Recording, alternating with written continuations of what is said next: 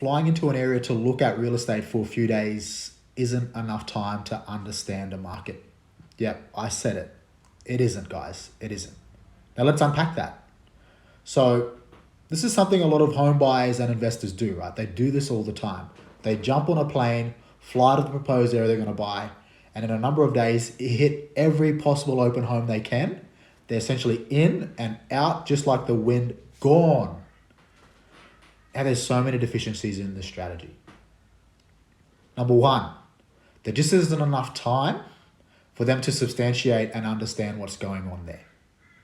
Understanding what's good value for money, and this can essentially lead to you overpaying for a property or putting in offers that just aren't hitting the mark and missing out on property completely.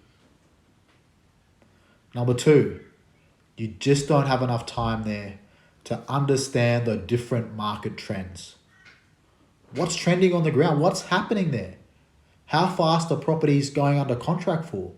How much are properties selling for over list price if they are?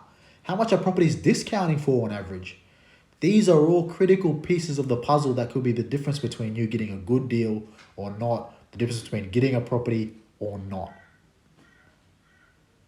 And then the last thing is we see a lot of home buyers, investors cram everything in a matter of days that they miss out on pre and off market opportunity. They've essentially pigeonholed themselves to buy whatever properties on the market, look at whatever properties on the market at that given time, yet there could have been a completely good family gem sitting off market. There could have been a completely fine investment property that's going to grow at an additional 1 or 2% over the long term than a property they've located that's on the market.